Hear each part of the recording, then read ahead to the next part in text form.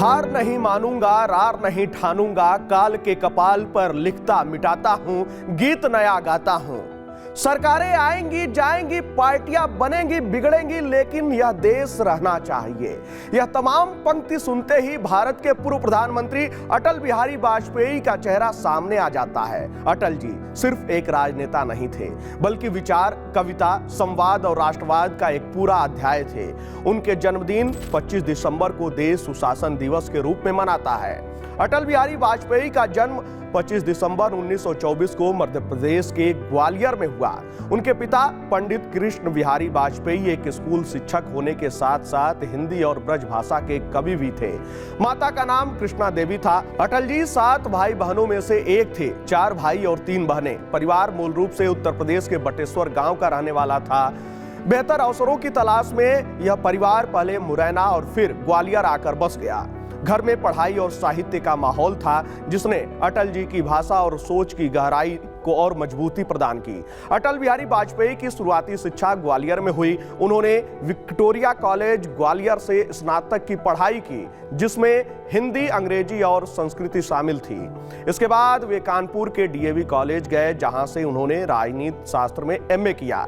MA के बाद अटल जी ने इसी कॉलेज में कानून की पढ़ाई के लिए दाखिला लिया। इसी दौरान एक ऐतिहासिक और दिलचस्प किस्सा सामने आया। उनके पिता भी उसी क्लास में उनके साथ पढ़ते थे। अटल जी की उम्र 21 साल और पिता की उम्र लगभग 50 साल थी।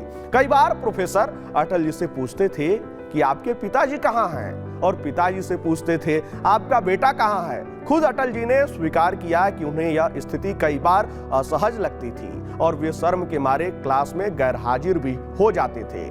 लखनऊ पहुंचने के बाद अटल बिहारी वाजपेयी ने पीएचडी करने का मन बनाया, लेकिन इस दौरान वे पत्रकारिता और लेखन में सक्रिय हो गए। लिखने पढ़ने की कला उन्हें विरासत में मिली थी। वे बचपन से ही अच्छे वक्ता थे। ग्वालियर के दिनों में वे आर्य कुमार सभा से जुड़े, जो आर्य समाज का युवा संगठन था। इसी दौरान उनका जुड़ाव फिर से आरएसएस से गहराता गया। वे 1939 से ही आरएसएस से जुड़े हुए थे और 1940 के दशक में विभिन्न शाखाओं में सक्रिय भूमिका निभा रहे थे।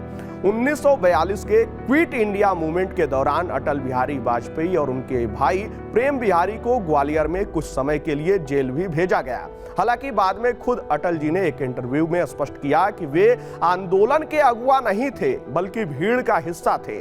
मजिस्ट्रेट के जिस बयान पर उनके हस्ताक्षर बताए जाते हैं वह उर्दू में था, जो उन्हें आती नहीं थी। इसी से भ्रम पैदा हुआ। 1947 यानी भारत की आजादी के साल में आरएसएस ने अटल बिहारी वाजपेयी को प्रचारक बना दिया। उनकी हिंदी पर मजबूत पकड़ और लेखन क्षमता को देखते हुए उन्हें उत्तर प्रदेश में संगठन के विस्तार की जिम्मेदारी दी गई। उन्होंने पंडित दीनदयाल उपाध्याय से जुड़े पत्र पत्रिकाओं, राष्ट्रधर्म, पांचजन्य, स्वदेश और वीर अर्जुन के लिए नियमित लेखन किया। 1951 में अटल बिहारी वाजपेयी ने आरएसएस के राजनीतिक संगठन भारतीय जनसंघ को ज्वाइन किया। इस पार्टी के संस्थापक डॉक्टर श्यामा प्रसाद मुखर्जी, पंडित दीनदयाल उपाध्याय और प्रोफेसर बलराज मधोक थे। 1952 के पहले आम चुनाव में जनसंघ को केवल 3 सीटें मिली और अटल जी चुनाव नहीं लड़ पाए। 1957 के लोकसभा चुनाव में पार्टी ने उन्हें 3 सीटों मथुरा, लखनऊ और बलरामपुर से मैदान में उतारा।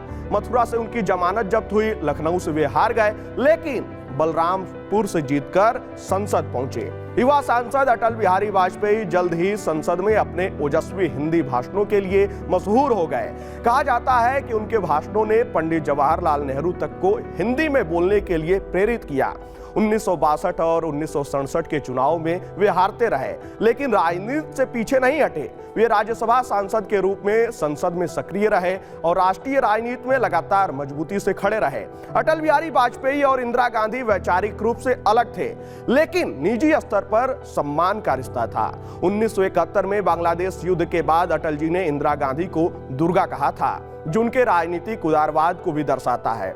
अटल बिहारी वाजपेयी 3 बार भारत के प्रधानमंत्री बने। उनकी राजनीति संवाद, सहमति और संवैधानिक मर्यादाओं पर आधारित थी। वे कवि हृदय नेता थे, जो संसद में भी कविता और करुणा दोनों रखता था। 16 अगस्त 2018 को लंबी बीमारी के बाद उनका निधन हो गया। देश ने एक ऐसे नेता को खोया जो विरोध में भी सम्मान बनाए रखता था।